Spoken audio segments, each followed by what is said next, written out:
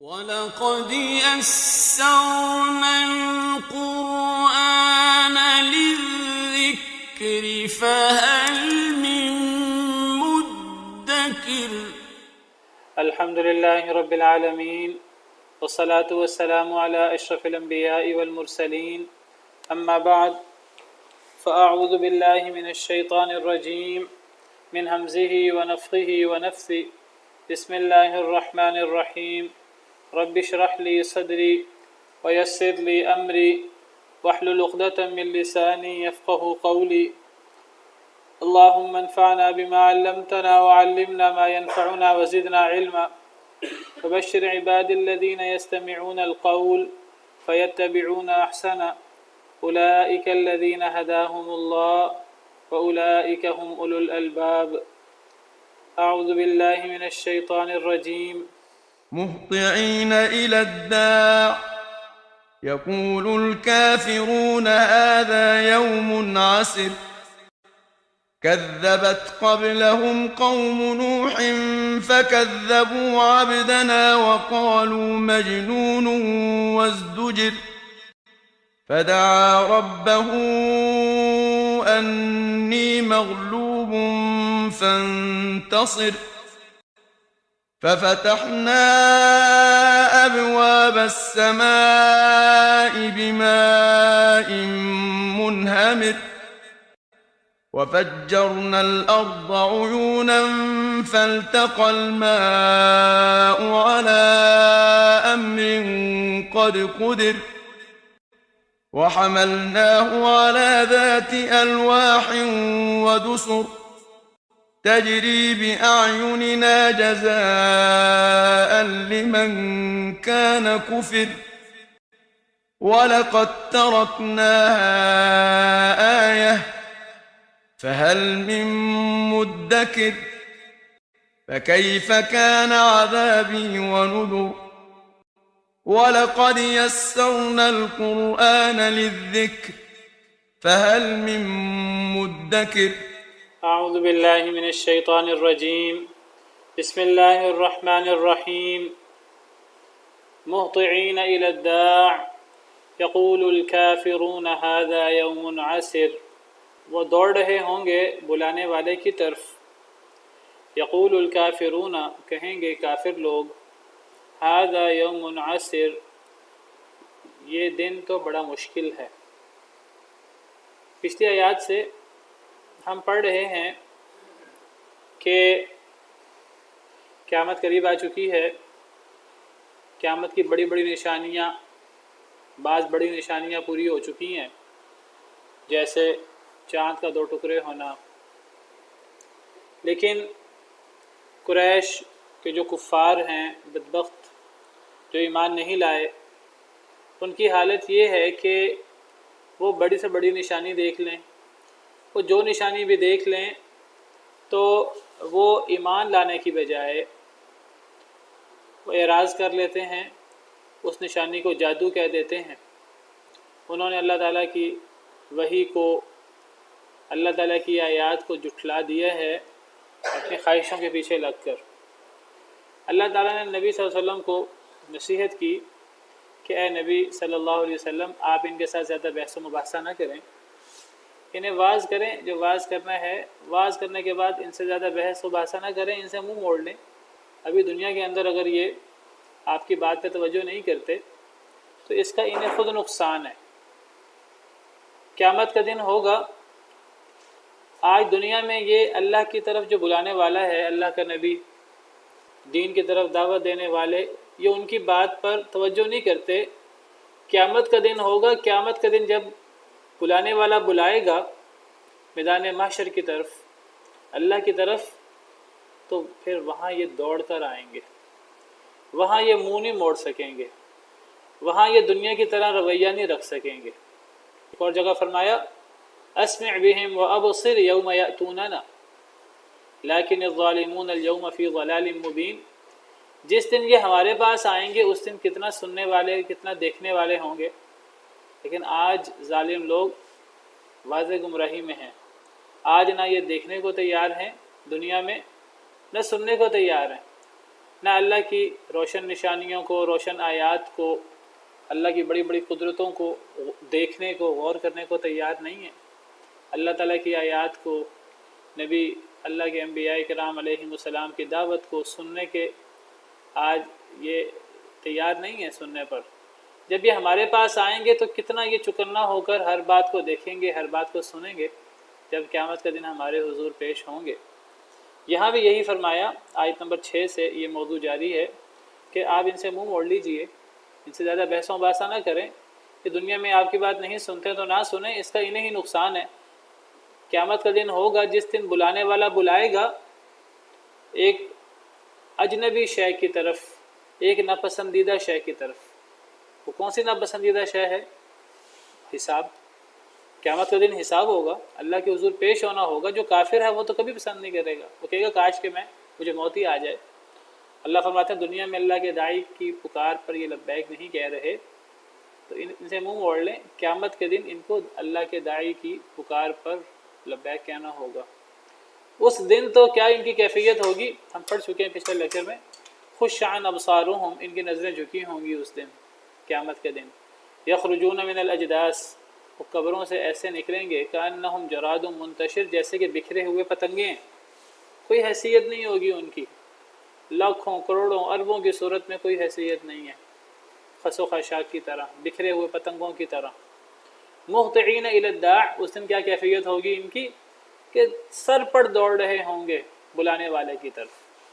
آج دنیا میں نہیں توجہ کرتے، اپنا نقصان کرتے ہیں، اپنے پاؤں پہ کلہاڑی مارتے ہیں۔ قیامت کے دن سر پر دوڑ کر آئیں گے، سر کے بل آئیں گے قیامت کے دن۔ پھر اللہ فرماتے ہیں کہ یقول الکافرون ھذا یوم عسر، اس دن پھر کافر کہیں گے یہ تو بڑا مشکل دن ہے۔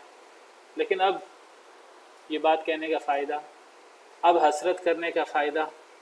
وَأَنذِرْهُمْ يَوْمَ الْحَسْرَةِ إِذْ قُضِيَ الْأَمْرُ، سورہ مریم میں فرمایا کہ اے نبی صلی اللہ علیہ وسلم انہیں حسرت والے دن سے ڈرائیے۔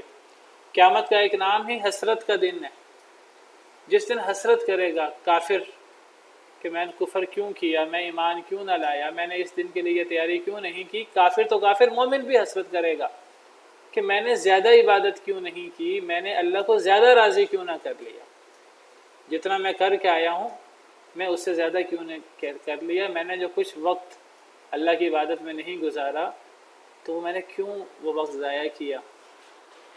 تو اللہ فرماتے ہیں کافر کہے گا ھذا یوم عسر، کہ یہ دن تو بڑا ہی مشکل ہے، قیامت کا دن بڑا ہی مشکل ہے کافروں پر۔ یقول الکافرون، کافر کہیں گے، تو کافروں کے لیے قیامت کا دن مشکل ہے، مسلمانوں کے لیے مشکل نہیں ہے، اللہ پر ایمان والوں کے لیے مشکل نہیں ہے۔ اللہ پر ایمان والوں کے لیے قیامت کا دن آسان ہے، اللہ کے لیے کوئی مشکل نہیں ہے۔ اللہ تعالیٰ ایک ہی دن کچھ لوگوں کے لیے مشکل بنا دیں، ایک ہی دن کچھ لوگوں کے لیے آسان بنا دیں۔ تو یہ جو قیامت کا دن مشکل ہے، کہ جیسے میں نے ذکر کیا یہ کفار کے لیے مشکل ہے۔ جس طرح سورہ مدثر میں اللہ تعالیٰ فرماتے ہیں،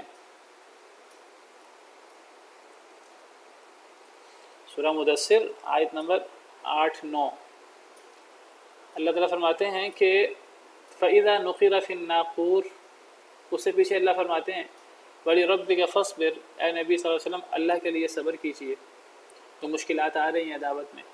فَإِذَا نُقِرَ فِي النَّاقُورِ، ایک وہ وقت ہوگا جب ناقور میں پھونکا جائے گا، یعنی سور میں پھونکا جائے گا، یعنی قیامت کا دن۔ فَذَلِكَ يَوْمَئِذٍ يَوْمٌ عَسِيرٌ، پس یہ دن بہت ہی مشکل دن ہوگا، یہ قیامت کا دن جس دن سور میں پھونکا جائے گا۔ عَلَى الْكَافِرِينَ غَيْرُ يَسِيرٌ، کافروں پر تو بالکل آسان نہیں ہوگا۔ یہاں بھی اللہ تعالیٰ نے خاص کیا کافروں کو کہ بڑا مشکل دن ہے، کہ خاص طور پہ کافروں پر تو بڑا ہی مشکل ہے، کافروں پر تو بالکل آسان نہیں ہے۔ کیا مطلب؟ یعنی مسلمانوں پر آسان ہوگا نسبتاً، جو دنیا میں اللہ سے ڈرنے والے ہوں گے ان کے لیے قیامت کا دن آسان ہوگا، جو دنیا میں بے پرواہی غفلت کرنے والے ہوں گے ان کے لیے قیامت کا دن مشکل ہوگا۔ پل صراط قیامت کے ہولناک مناظر میں سے، ہولناک موقعوں میں سے ایک موقع ہے۔ پل صراط ہو، حساب کتاب ہو، اعمال ناموں کا دیا جانا ہو، وزن کرنا ہو اعمال کا، یہ وہ موقع ہیں جو بڑے ہولناک موقع ہیں۔ یہ موقع کافروں کے لیے بڑے ہی ہولناک ہوں گے، مسلمانوں کے لیے اللہ تعالیٰ آسان کر دیں، اللہ کے لیے کوئی مشکل نہیں ہے۔ ایک ہی چیز جیسے میں نے ذکر کیا، اللہ تعالیٰ کسی کے لیے آسان کر دے، کسی کے لیے مشکل کر دے، اللہ کے لیے کوئی مشکل نہیں ہے۔ پل سے رات میں سے کچھ ایسے لوگ بھی ہوں گے جو بجلی کی طرح گزر جائیں گے، بال سے باریک، تلوار کی دھار سے زیادہ تیز، کچھ بجلی کی طرح، کچھ ہوا کی طرح، کچھ تیز دوڑنے والے جانوروں کی طرح، اور کچھ گھسڑتے ہوئے گزریں گے، اور کچھ کٹ کر اللہ معاف کرے نیچے جہنم ہوگی، آگے جنت ہوگی، جہنم میں جا پڑیں گے۔ تو سب لوگوں کی کیفیت ایک جیسی نہیں ہوگی۔ دنیا کے اندر آپ دیکھیں، دنیا کے اندر ایک ہی وقت ایک ہی ہے، کوئی وقت الگ الگ نہیں ہے۔ کچھ لوگوں کے لیے ایک ہی وقت آسان ہوتا ہے، کچھ لوگوں کے لیے ایک ہی وقت مشکل ہوتا ہے۔ جو خوشی میں ہوتے ہیں، تفریح میں ہوتے ہیں، راحت میں ہوتے ہیں، نیند میں ہوتے ہیں، آرام میں، ان کے لیے وہ وقت بڑا تیزی سے گزر جاتا ہے۔ ایک بندہ سوتا ہے، گہری نیند سوئے تو 4-5 گھنٹے سوتا ہے، اس کو لگتا ہے جیسے میں ابھی آنکھ ہی لگی تھی۔ اور دوسری طرف اگر ایک بندہ مشکل میں ہو، مصیبت میں ہو، تکلیف میں ہو، تو 5 منٹ، 10 منٹ، 15 منٹ گزارنے مشکل ہو جاتے ہیں۔ تو ایک ہی وقت کس طرح کچھ لوگوں کے لیے آسان ہوتا ہے، کچھ لوگوں کے لیے مشکل ہوتا ہے۔ تو قیامت کا دن کافروں کے لیے بڑی مشکل ہے۔ بعض آیات میں صبر، وہ نبی صلی اللہ علیہ وسلم کا حکم ہے کہ صبر کیجئے، یعنی دنیا میں صبر کریں کافروں کی طرف سے جو آزمائشیں ہیں۔ پھر اللہ تعالیٰ فرما رہے ہیں کہ قیامت کے دن سور میں پھونکا جائے گا، اور یہ دن مشکل ہے۔ کس پہ مشکل ہے؟ کافروں پر آسان نہیں ہے۔ پتہ لگا کہ یہاں کافروں کا بطور خاص ذکر ہوا، اسی طرح یہ جو ہم پڑھ رہے ہیں سورہ قمر آیت نمبر 8، یہاں بھی کافروں کا ذکر ہے۔ کافر کہیں گے یہ مشکل دینا ہے، یہ نہیں فرمایا انسان کہے گا یہ مشکل دینا ہے، یا مومن کہیں گے یہ مشکل دینا ہے، فرمایا کافر کہیں گے یہ مشکل دینا ہے۔ گویا کہ کافروں کے لیے مشکل ہوگا، مومنوں کے لیے آسان ہوگا۔ اب قرآن کریم سے پتہ لگتا ہے، قرآن کریم کی بعض آیات سے، کہ یہ 1000 سال کا دن ہے، 1000 سال کا۔ بعض آیات سے پتہ لگتا ہے 50,000 سال کا دن۔ سورہ معارج، اس میں اللہ تعالیٰ فرماتے ہیں سأل سائل بعذاب واقع۔ سورہ معارج کی ابتدا ہے، سوال کیا ایک سوال کرنے والے نے واقع ہونے والے عذاب کے بارے میں، یعنی قیامت کے دن جو عذاب آئے گا، جو جہنم والعیاذ باللہ۔ ایک سوال کرنے والے نے سوال کیا واقع ہونے والے عذاب کے بارے میں، للکافرین لیس لہ دافع، کافروں کو اس سے کوئی بچانے والا نہیں ہے، من اللہ، اللہ سے، ذی المعارج، جو بلندیوں والا ہے، تعرج الملائکۃ والروح الیہ، چڑھتے ہیں فرشتے اور روح الامین اللہ کی طرف، فی یوم، ایک ایسے دن میں، کان مقدارہ 50,000 سنہ، جس کی مقدار 50,000 سال ہے۔ اس ایک دن کی مقدار 50,000 سال کے برابر ہے۔ بعض آیات سے پتہ لگتا ہے 1000 سال۔ اب اس میں علماء نے غور کیا، وہ کہتے ہیں کہ جی یہ اصل میں لوگوں کی مشکل کے حوالے سے، کسی کو وہ دن 1000 سال کے برابر لگ رہا ہوگا، کسی کو وہ 50,000 سال کے برابر لگ رہا ہوگا، کیونکہ لوگوں کی مختلف کیفیتیں ہوں گی۔ کوئی بندہ اپنے اعمال، برے اعمال کی نحوست میں اتنا ڈوبا ہوگا کہ پسینہ، سورج قریب ہوگا 1 میل کے فاصلے پر، بہت قریب ہوگا، اتنا دور سورج ہے تو ہمیں سخت گرمی لگتی ہے، جب سورج اتنا قریب ہوگا تو لوگوں کے پسینے چھوٹے ہوں گے، کئیوں کا پسینہ ان کے گھٹنوں تک، ٹخنوں تک، کئیوں کو گھٹنوں تک، کئیوں کو کمر تک، کئیوں کو کانوں تک، کئی اپنے پسینوں میں غوطے کھا رہے ہوں گے۔ تو کسی کے لیے زیادہ مشکل، کسی کے لیے کم مشکل، کسی کے لیے 1000 سال، کسی کے لیے 50,000 سال۔ یہ تو کافروں کے لیے ہے۔ مسلمانوں کے لیے کیا ہے؟ صحیح حدیث مبارکہ میں آتا ہے کہ قیامت کا دن مسلمانوں کے لیے کیا ہے۔ نبی صلی اللہ علیہ وسلم کا ارشاد ہے، صحیح بخاری کی حدیث، مستدرک حاکم، اس میں ہے کہ نبی صلی اللہ علیہ وسلم نے فرمایا یوم القیامت کا قدر ما بین الظہر والعصر، کہ قیامت کا دن ظہر اور عصر کے درمیان جو مدت ہے اس کے برابر ہوگا، یعنی مومن کے لیے۔ مومن کے لیے قیامت کا دن ایسے جیسے دنیا کے اندر ایک بندہ ظہر سے عصر تک کا وقت گزارتا ہے۔ یہ حدیث صحیح ہے، صحیح بخاری، امام بخاری امام مسلم کی شرط پر ہے، صحیح حدیث ہے. اور بعض روایات سے پتہ لگتا ہے کہ ان میں کچھ کمزوری ہے کہ مومن کے لیے قیامت کا دن جو اتنا ہولناک دن ہے، اتنا خوفناک، اتنا لمبا دن ہے، مومن کے لیے ایسے جیسے کہ ایک فرض نماز پڑھنا. بعض روایات کے اندر اگرچہ ان میں کوئی ضعف ہے، یہ حدیث صحیح ہے کہ قیامت کا دن جیسے ظہر سے عصر کے وقت کے برابر، ظہر سے لے کے عصر تک کا وقت، یہ مومن کے لیے. کافر کے لیے تو 1000 سال یا 50,000 سال کے برابر، والعیاذ باللہ والعیاذ باللہ. تو فرمایا کہ دنیا کے اندر توجہ کر لو اللہ کے داعی نبی کی دعوت پر، اگر نہیں توجہ کرو گے تو قیامت کے دن کہاں بھاگو گے؟ قیامت کے دن اللہ کے داعی کی پکار کو تمہیں لبیک کہنا ہی ہوگا. وہاں دوڑ کر تم آؤ گے، نظریں جھکی ہوں گی، چہروں پر پھٹکار ہوگی، دل ہوا ہوں گے، اور کافر کہہ رہے ہوں گے قیامت کے دن یہ تو بڑا مشکل دن ہے. جی قبر کے اندر بھی ایسا ہی ہے. قبر کے اندر اب جو عذاب میں ہوں گے اللہ معاف کرے، ان کے لیے وقت گزارنا مشکل ہوگا، اور بہت سخت عذاب ہے قبر کا. اگرچہ آخرت کے عذاب کے مقابلے میں وہ کم ہے، آخرت کا عذاب تو قبر کے عذاب سے بھی زیادہ سخت ہے. لیکن مومن کے لیے آپ دیکھیں قبر وہ جنت کے باغوں میں سے ایک باغ ہے، کافر کے لیے جہنم کے گھڑوں میں سے ایک گھڑا ہے. قبر اصل میں آخرت کی پہلی منزل، آخرت کا ہی وہ ایک حصہ ہے والعیاذ باللہ. مومن کے بارے میں آتا ہے کہ جب اس سے سوال و جواب ہوگا، وہ صحیح سوالوں کے جواب دے گا، تو مومن شخص کو فرشتے کہیں گے کہ تو ایسے سو جا جیسے دلہن سوتی ہے. وہ سو جائے گا، اور اس کی جب جاگ کھلے گی تو گویا کہ وہ قیامت کا دن آ جائے گا. تو اس کے لیے قبر، یہ جو برزخ ہے، یہ کتنی آسان ہو جائے گی. لیکن کافر جو ہے، اب قرآن کریم میں فرعون اور اس کی آل کا ذکر ہے کہ وحاق بآل فرعون سوء العذاب، کہ آل فرعون کو بدترین عذاب نے گھیر لیا یعنی دنیا میں. پھر فرمایا النار یعرضون علیہا غدوا وعشیا، آگ پر صبح شام انہیں پیش کیا جاتا ہے یعنی قبر میں.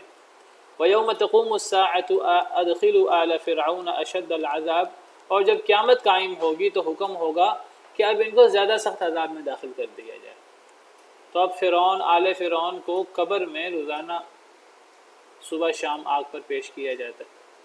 قبر کا عذاب ہوتا ہے، آگ پر پیش کیا جاتا ہے باقاعدہ، یعنی عذاب ہوتا ہے آگ سے. اور جس طرح پستیاں مل جاتی ہیں اور مومن کے لیے تا حد نگاہ قبر پھیل جاتی ہے، جنت کی ہوائیں آنا شروع ہو جاتی ہیں، کافر کے لیے جہنم کی طرف سے دروازہ کھول دیا جاتا ہے والعیاذ باللہ. تو جو بندہ دنیا کے اندر اللہ کی دعوت قبول کر لے، اللہ کی وحی پر ایمان لے آئے، دنیا کی مشکلات، اللہ کی آزمائشیں اللہ کے لیے برداشت کر لے، تو اس کے لیے قبر آخرت آسان ہو جاتی ہے. جو دنیا حالانکہ بہت چھوٹی ہے، جو دنیا کے اندر غفلت میں زندگی گزارے تو اپنا ہی نقصان کرتا ہے، تو اس کی دنیا بھی تباہ اور آخرت بھی تباہ والعیاذ باللہ. کذبت قبلہم قوم نوح فکذبوا عبدنا فقالوا مجنون وازدجر، جھٹلایا ان سے پہلے. یہ بات ہو رہی تھی نبی کریم صلی اللہ علیہ وسلم کی اور قریش مکہ کی، کہ قریش مکہ جو ہیں وہ ہر نشانی کو دیکھ کر، جس طرح انہوں نے چاند کو 2 ٹکڑے ہوتے دیکھا پھر بھی ایمان نہ لائے، ہر نشانی کو دیکھ کر منہ موڑ لیتے ہیں، جادو کہہ کر انکار کر دیتے ہیں. اللہ فرماتے ہیں کہ اے نبی صلی اللہ علیہ وسلم آپ دل چھوٹا نہ کریں. نبی صلی اللہ علیہ وسلم کو تسلی دینے کے لیے اللہ فرماتے ہیں کہ یہ صرف آپ کے ساتھ ایسا نہیں ہو رہا، یہ آپ کے ساتھ قریش مکہ یہ کام نہیں کر رہے. کذبت قبلہم قوم نوح، ان سے پہلے قوم نوح نے بھی جھٹلایا تھا یعنی حضرت نوح علیہ السلام کو. فکذبوا عبدنا، انہوں نے جھٹلایا تھا ہمارے بندے کو یعنی حضرت نوح کو، ہمارے بندے کو انہوں نے جھٹلایا تھا. قوم نوح نے قریش کی طرح، جس طرح قریش نبی صلی اللہ علیہ وسلم کو جھٹلا رہے ہیں، قوم نوح نے نوح علیہ السلام کو جھٹلایا تھا. وقالوا، اور انہوں نے کہا مجنون، کہ مجنون ہے والعیاذ باللہ، دیوانہ ہے. وازدجر، اور ڈانٹا گیا یعنی حضرت نوح علیہ السلام کو خوب ڈانٹ پھٹکار کی گئی، یعنی کافروں کی طرف سے، دشمنوں کی طرف سے خوب حضرت نوح کو باتیں سننا پڑی. حضرت نوح کوئی عام انسان نہیں تھے، کوئی عام نبی نہیں تھے، رسولوں میں سے اور اولو العزم رسولوں میں سے پہلے رسول حضرت نوح علیہ السلام، جن کو اللہ تعالیٰ نے جو بطور نبی بطور رسول اپنی قوم میں 1000 سال 50 سال کم 1000 سال رہے ہیں. وَلَقَدْ أَرْسَلْنَا نُوحًا إِلَىٰ قَوْمِهِ فَلَبِثَ فِيهِمْ أَلْفَ سَنَةٍ إِلَّا 50 عَامًا۔ ہم نے نوح علیہ السلام کو ان کی قوم میں بھیجا، وہ اپنی قوم میں 1000 سال 50 کم 1000 سال رہے۔ تو ان کے ساتھ بھی ان کی قوم نے جو کافر تھے انہوں نے ایسا ہی کیا جیسے آپ کے ساتھ آپ کی قوم کر رہی ہے۔ حضرت نوح جیسے بندے کو، جو ہمارے بڑے جلیل القدر بندے تھے، ہمارے پیغمبر تھے، رسول تھے، ان کو جھٹلا دیا ان کی قوم نے اور ان کو دیوانہ کہا۔ نبی صلی اللہ علیہ وسلم کو بھی دیوانہ کہتے تھے۔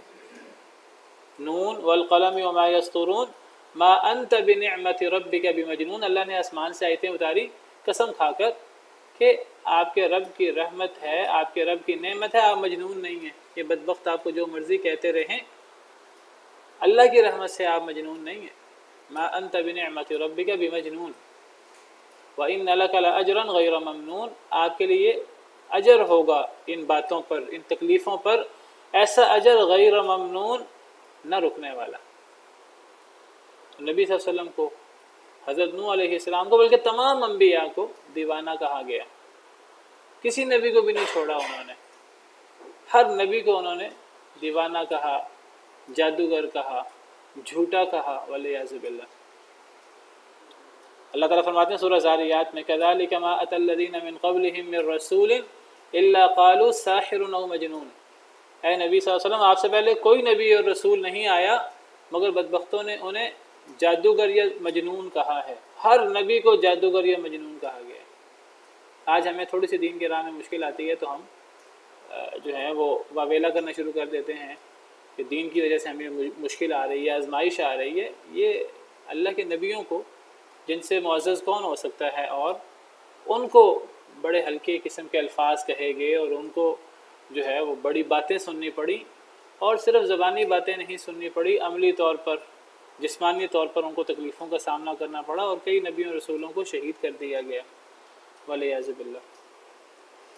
جھٹلایا ان سے پہلے قوم نوح نے، فَكَذَّبُوا عَبْدَنَا، انہوں نے ہمارے بندے یعنی نوح کو جھٹلایا علیہ السلام، وقالوا، اور انہوں نے کہا مجنون، مجنون ہے، وازدجر، اور ڈانٹا گیا، یعنی حضرت نوح کو ڈانٹا گیا، یعنی خوب ان کو زبان سے، عمل سے ڈانٹ پلائی گئی، تکلیف دی گئی۔ فدعا ربہ، انہوں نے دعا کی اپنے رب سے، انی مغلوب فانتصر، کہ بے شک میں مغلوب ہو گیا ہوں پس تو مدد کر۔ اللہ سے مدد مانگی۔ پتہ لگا کہ جب لوگ ات کر دیں، تنگ کر دیں، ایسے لوگ جن کو سمجھا کر سمجھایا جائے اور وہ ایمان نہ لائیں، گویا کہ جن کے دلوں پر مہر لگ چکی ہے، ایسے لوگوں کے بارے میں بد دعا ہو سکتی ہے۔ محسوس ایسے ہوتا ہے جیسے کہ بڑا ہی مختصر یہاں ذکر ہوا ہے، تو ایسا محسوس نہ ہو جیسے حضرت نوح علیہ السلام کو جیسے ہی جھٹلایا گیا، حضرت نوح علیہ السلام کی دعوت نہ مانیں گی، انہوں نے بد دعا کر دی، ایسا نہیں ہوا۔ حضرت نوح علیہ السلام نے، جیسے میں نے ذکر کیا کہ 950 سال گزارے ہیں اپنی قوم میں۔ 950 سال کہنا بڑا آسان ہے، عملی طور پہ گزارنا بڑا ہی مشکل ہے۔ 950 سال بطور نبی گزارے ہیں اپنی قوم میں، اور بہت تھوڑے لوگ مسلمان ہوئے۔ کہا جاتا ہے کہ 80 کے قریب لوگ مسلمان ہوئے۔ اگر آپ حساب لگائیں تو 10 سالوں میں ایک مسلمان بھی نہیں بنتا، 10 سالوں میں، یعنی 10 سال کی محنت، شدید محنت کے بعد ایک بندہ مسلمان نہ ہو تو کتنی بڑی آزمائش ہوگی اور کتنی آزمائشوں کا سامنا کرنا پڑا ہوگا۔ تو یہاں بہت ہی مختصر انداز میں ذکر کیا گیا، قرآن کریم کے دیگر آیتوں میں اس واقعے کو کچھ تفصیل سے بیان کیا گیا، تو یہاں یہ مغالطہ نہ ہو کہ ابھی انہوں نے دعوت دی اور ان کو جھٹلایا، ساتھ ہی انہوں نے بد دعا کر دی۔ نہیں، ایسا نہیں ہوا۔ حضرت نوح علیہ السلام نے جو بد دعا کی تھی، یہ بد دعا تب کی تھی جب 950 سال گزر گئے، اور 950 سال گزرنے کے بعد اللہ تعالیٰ کی طرف سے وحی آ گئی حضرت نوح علیہ السلام کو کہ اے نوح، آج تک جتنے مسلمان ہو گئے ہیں، اب آئندہ کوئی مسلمان نہیں ہوگا۔ حضرت نوح کو یہ وحی ہو گئی تھی اللہ کی طرف سے۔ قرآن کریم میں اس وحی کا ذکر ہے سورہ ہود میں، وَأُوحِيَ إِلَىٰ نُوحٍ أَنَّهُ لَن يُؤْمِنَ مِن قَوْمِكَ إِلَّا مَن قَدْ آمَنَ۔ نوح علیہ السلام کو وحی کر دی گئی کہ اے نوح، لن یؤمن من قومک، اب کوئی شخص ایمان نہیں لائے گا آپ کی قوم میں سے، الا من قد آمن، مگر جو ایمان لا چکا ہے۔ جو ایمان لا چکا سو لا چکا، اب کوئی ایمان نہیں لائے گا۔ فلا تبتئس بما كانوا يفعلون، اب یہ جو کر رہے ہیں آپ دل برا نہ کریں، اب ان میں سے کوئی ایمان نہیں لائے گا۔ جب حضرت نوح علیہ السلام کو اللہ کی طرف سے یہ وحی ہو گئی، بتا دیا گیا، تو حضرت نوح علیہ السلام نے پھر اپنی قوم کے لیے بد دعا کی۔ حضرت یونس نے تو بد دعا نہیں کی اپنی قوم کے لیے، حضرت نوح علیہ السلام نے کی۔ حضرت موسیٰ علیہ السلام، حضرت موسیٰ سے ثابت ہے، حضرت موسیٰ نے فرعون اور ان کے خلاف بد دعا کی تھی، لیکن یہ نبی جو ہیں وہ فوری بد دعا نہیں کرتے، اور بد دعا فوری کرنی بھی نہیں چاہیے۔ بد دعا ایسے موقع پر ہو سکتی ہے، یہاں سے پتہ لگتا ہے بد دعا کرنا جائز ہے، لیکن بد دعا ایسے موقع پر ہو سکتی ہے جب قوم کو ڈرایا جائے اور قوم آگے سے مسلسل ہٹ درمی کا مظاہرہ کرے، جن کے بارے میں اللہ تعالیٰ فرماتے ہیں کہ ختم اللہ علی قلوبہم۔ جب یہ کیفیت ہو قوم کی، وہ مانے ہی نہ تو بد دعا ہو سکتی ہے۔ تو یہ مغالطہ نہ ہو ان آیات سے کہ حضرت نوح علیہ السلام کو جھٹلایا گیا، ساتھ ہی انہوں نے بد دعا کر دی، نہیں، یہ بد دعا حضرت نوح علیہ السلام نے 950 سال کی دعوت کے بعد اور اللہ کی طرف سے یہ انڈیا ملنے کے بعد کہ اب کوئی ایمان نہیں لائے گا، اب ایمان ہی نہیں لانا، اب دلوں پر مہر لگ چکی ہے باقی بچنے والوں پر، تو ان کے لیے بد دعا کر دی۔ فدعا ربہ، اپنے رب کو پکارا نوح علیہ السلام نے، انی، بے شک میں مغلوب ہوں، فانتصر، پس تو بدلہ لے، تو مدد کر۔ نبی بھی نفع نقصان کا مالک نہیں ہوتا، نبی اور رسول، حضرت نوح علیہ السلام رسول تھے، میں نے ذکر کیا کہ جلیل القدر رسولوں میں سے، اولو العزم رسولوں میں سے۔ فاصبر کما صبر اولو العزم من الرسل، اس طرح صبر کریں جس طرح اولو العزم رسولوں نے صبر کیا۔ نبی صلی اللہ علیہ وسلم کو اولو العزم رسولوں کی پیروی کرنے کی تاکید کی گئی، اور اولو العزم رسولوں میں سے ایک رسول حضرت نوح علیہ السلام بھی ہیں۔ قرآن کریم میں 2 آیات میں 5 رسولوں کا ذکر ہے جو اولو العزم رسول ہیں مفسرین کرام کے مطابق۔ 2 آیات میں قرآن کریم میں ان 5 رسولوں کا اکٹھا ذکر ہوا ہے۔ نبی کریم صلی اللہ علیہ وسلم، حضرت ابراہیم علیہ السلام، حضرت نوح علیہ السلام، حضرت موسیٰ، حضرت عیسیٰ علیہ السلام اجمعین، یہ اولو العزم رسول ہیں۔ وَإِذْ أَخَذْنَا مِنَ النَّبِيِّينَ مِيثَاقَهُمْ وَمِنْكَ وَمِن نُوحٍ وَإِبْرَاهِيمَ وَمُوسَىٰ وَعِيسَىٰ ابْنِ مَرْيَمَ، یہ 5 رسولوں کو اولو العزم رسول کہا جاتا ہے، یہ افضل ترین ہیں سب رسولوں میں۔ ان میں سے سب سے پہلے حضرت نوح علیہ السلام ہیں۔ حضرت نوح علیہ السلام اتنے جلیل القدر پیغمبر، اتنے برگزیدہ پیغمبر، اللہ کے رسول، لیکن وہ نفع نقصان کے مالک نہیں ہیں، نہ دوسروں کے لیے نہ اپنی ذات کے لیے۔ وہ کہتے ہیں، اللہ تعالیٰ سے دعا کرتے ہیں، اے اللہ میں مغلوب ہوں، میں غالب ہو گیا ہوں، مجھ پر یہ لوگ غالب آ رہے ہیں، تو اے اللہ اب آپ کی مدد کی ضرورت ہے، آپ بدلہ لیں، آپ میری مدد کریں۔ تو جب اولو العزم رسول وہ اللہ سے دعا کرتے ہیں، نبی کریم صلی اللہ علیہ وسلم اللہ سے دعا کرتے ہیں، تو پھر ان کے بعد کون رہ جاتا ہے جو نفع نقصان کا مالک ہو؟ فلاں حاجت روا، فلاں مشکل کشا، کوئی حاجت روا نہیں ہے، کوئی مشکل کشا نہیں ہے۔ اللہ فرماتے ہیں کہ جن لوگوں کو یہ پکارتے ہیں وہ سب لوگ اللہ کو پکارتے رہے، وہ سب لوگ اللہ سے ڈرتے رہے، اللہ سے دعائیں التجائیں کرتے رہے، یہ ان کو پکارتے ہیں۔ عام طور پہ نیک لوگوں کی ذات میں غلوب کر کے انہیں اللہ کا شریک بنا دیا جاتا ہے۔ اللہ فرماتے ہیں اولئک الذین یدعون یبتغون الی ربہم الوسیلۃ ایہم اقرب ویرجون رحمتہ ویخافون عذابہ، جن لوگوں کو یہ مشرک پکارتے ہیں وہ لوگ اپنے رب کو پکارتے تھے، اپنے رب کا قرب تلاش کرنے کی کوشش کرتے تھے، اللہ کے عذاب سے ڈرتے تھے، اللہ کی رحمت کی امید کرتے تھے۔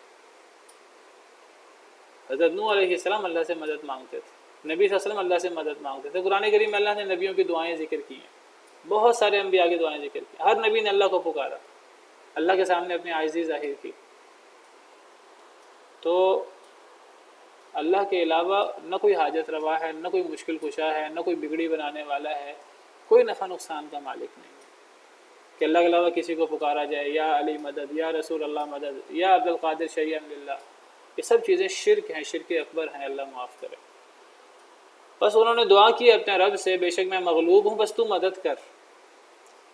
ففتحنا ابواب السماء، بس ہم نے کھول دیے آسمان کے دروازے۔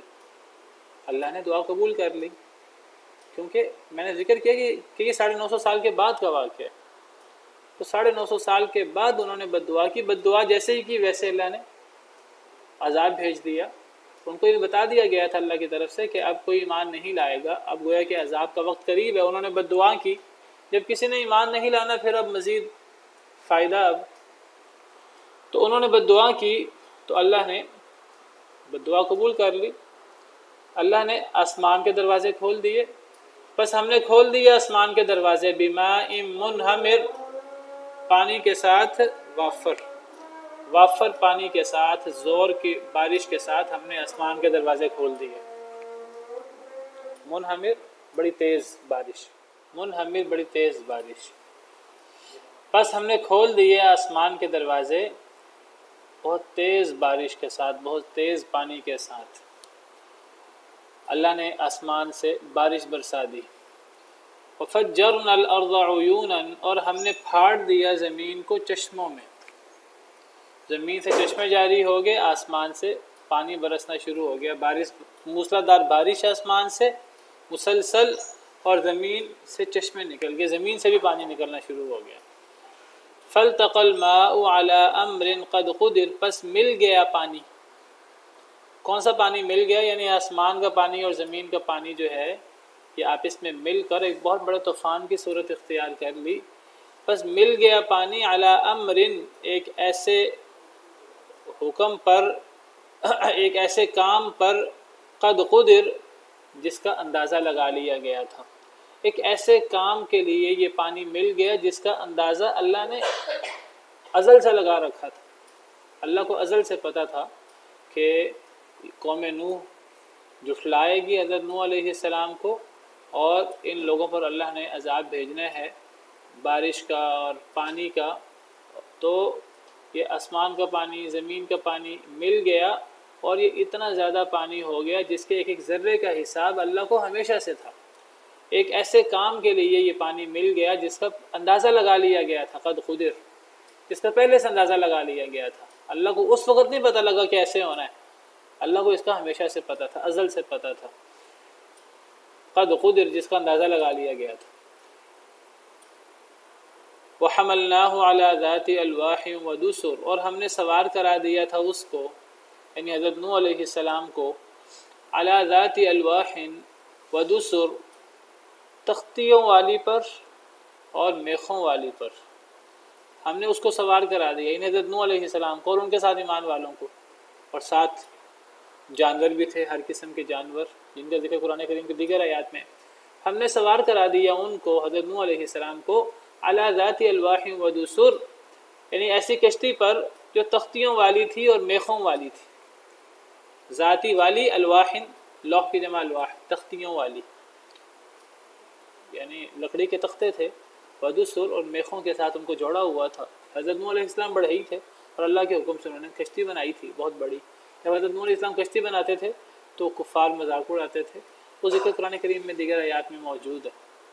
تو جو کشتی اللہ نے حضرت نوح علیہ السلام سے بنوائی تھی، اسی کشتی میں اللہ نے حضرت نوح علیہ السلام کو نجات دے دی، ان کو اور ان کے ساتھ ایمان والوں کو. تجری بأعیننا، وہ چلتی تھی ہماری نظروں کے سامنے. وہ جس کشتی میں اللہ تعالیٰ نے حضرت نوح علیہ السلام کو نجات دی، اس کشتی کے بارے میں اللہ تعالیٰ فرما رہے ہیں کہ آسمان سے پانی برسنا شروع ہو گیا، زمین چشموں میں بدل گئی اور زمین سے چشمے نکلنا شروع ہو گئے، اور یہ پانی سارا مل گیا. اور اتنا پانی تھا کہ جس کا اللہ کو پہلے ہی اندازہ تھا، اور اتنا ہر جگہ پانی پانی ہو گیا، سیلاب آ گیا. اللہ نے حضرت نوح علیہ السلام کو، دیگر ایمان والوں کو تختیوں اور میخوں والی کشتی میں نجات دے دی، اس میں ان کو سوار کرا دیا. وہ کشتی چلتی تھی ہماری نظروں کے سامنے. وہ کشتی کیسے ڈوب سکتی تھی؟ اس کشتی کو کیسے نقصان پہنچ سکتا تھا جب وہ اللہ کی نگرانی میں چل رہی تھی، اللہ کی نظروں کے سامنے چل رہی تھی. وہ چلتی تھی ہماری نظروں کے سامنے. جزاء لمن کان کفر، یہ بدلہ تھا اس شخص کا کہ جس کا انکار کیا گیا تھا، جس کو جھٹلایا گیا تھا.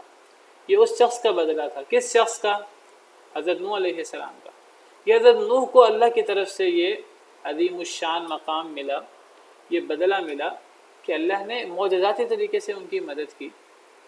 ایک ایسا سیلاب، اتنا عظیم الشان سیلاب جس نے آپ سمجھے کہ پوری دنیا کو ہی تباہ کر دیا. تمام نسل بنی نوع انسان ختم ہو گئے. پھر بعد میں نئے سرے سے پھر نسل چلی. حضرت نوح علیہ السلام کو اسی لیے آدم ثانی کہا جاتا ہے. بعد میں حضرت نوح علیہ السلام کے 3 بیٹوں سے نسل انسانی چلی ہے. اسی لیے حضرت نوح علیہ السلام کو آدم ثانی کہا جاتا ہے، حام، سام اور یافس۔ تو اتنے بڑے عذاب سے، اتنے بڑے سیلاب سے اللہ نے حضرت نوح علیہ السلام کو اور ان کے ساتھ ایمان والوں کو بچا لیا، تو اللہ نے اتنا بڑا بدلہ دیا کیوں؟ اس لیے کہ ان کا انکار کیا گیا تھا، انہوں نے اللہ کی طرف دعوت دی، ان کو جھٹلایا گیا، ان کا انکار کیا گیا، تو جو ان کو تکلیف ہوئی، جو ان کی آزمائشیں ہوئیں حضرت نوح علیہ السلام کی، تو اللہ نے اس کا بدلہ یہ دیا کہ اللہ نے انہیں اتنے بہترین طریقے سے نجات دی، اللہ نے ان کی اس بہترین طریقے سے مدد کی، وہ کشتی اللہ کی نظروں کے سامنے چلتی رہی، اللہ کی حفاظت میں وہ کشتی چلتی رہی، اس کشتی کو کوئی نقصان نہیں پہنچا۔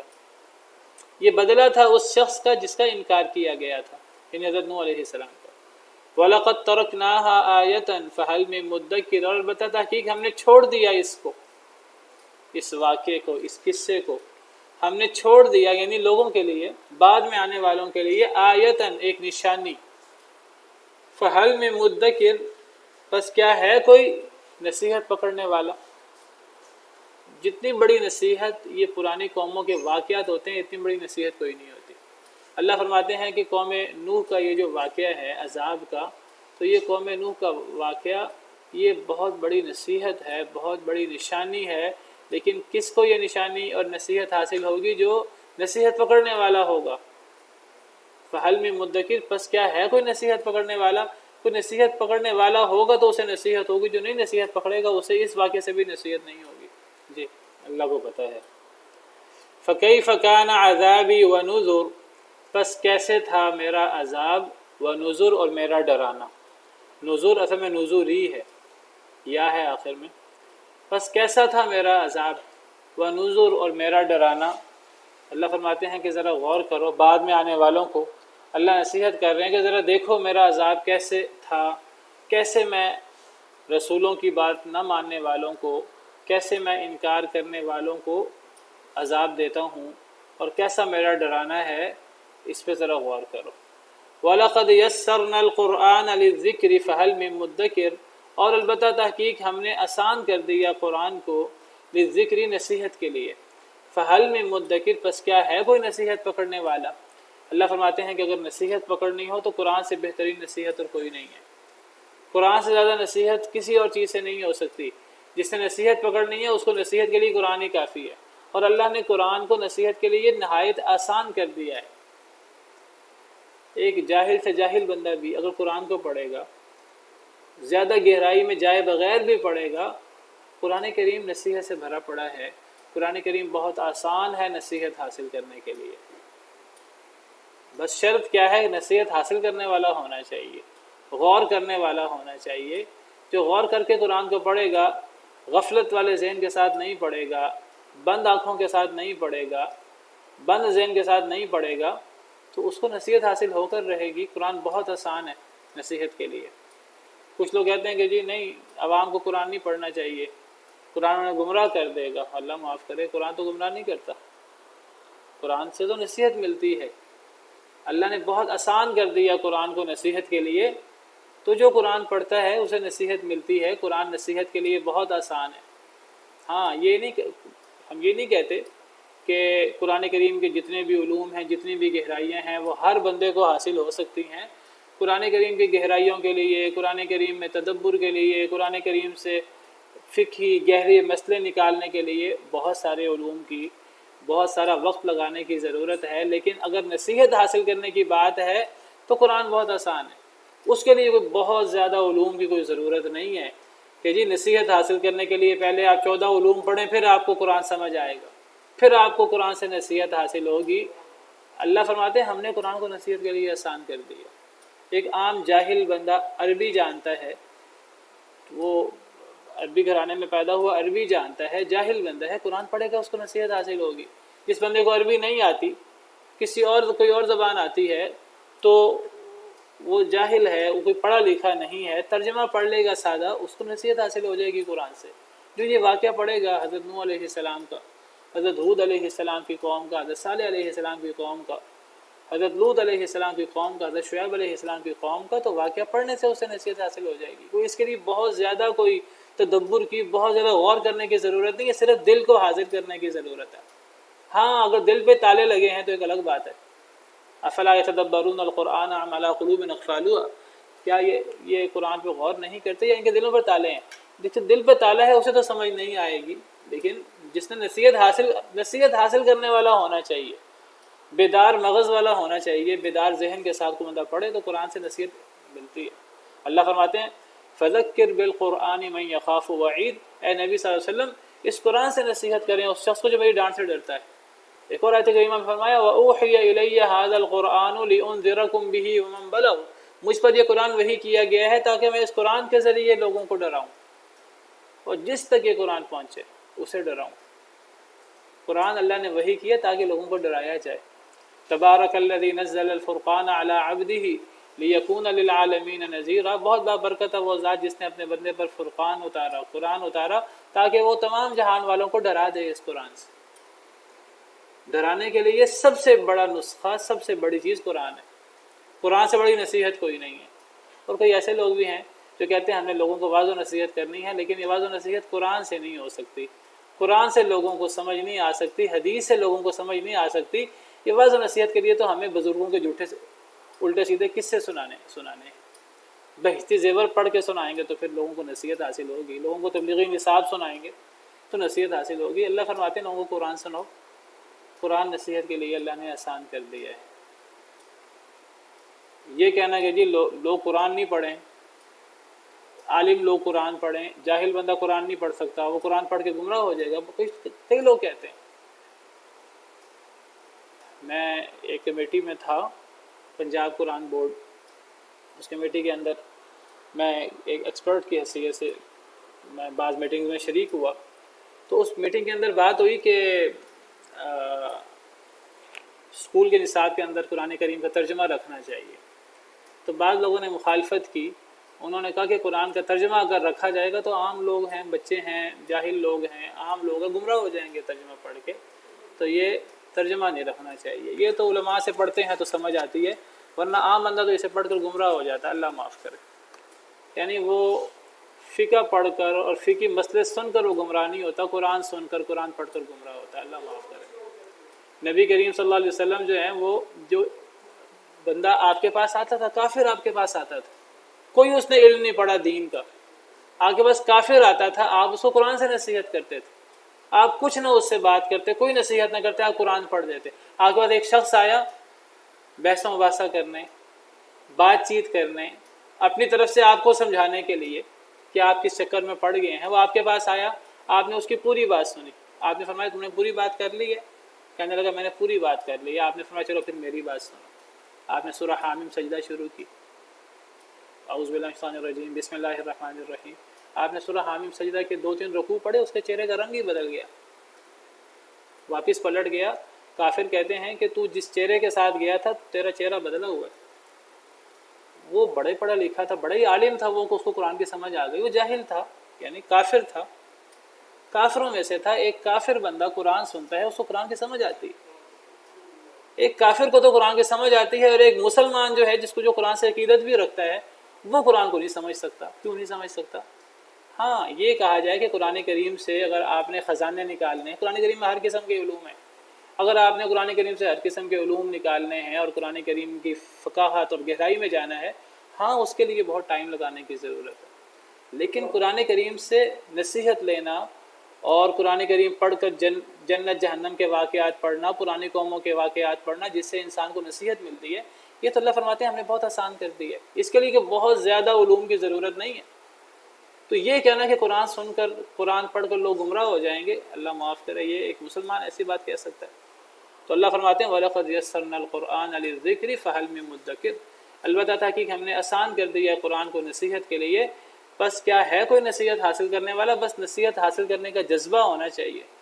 نصیحت ملتی ہے، جاہل کو بھی ملتی ہے، عالم کو بھی ملتی ہے، ہر ایک کو ملتی ہے۔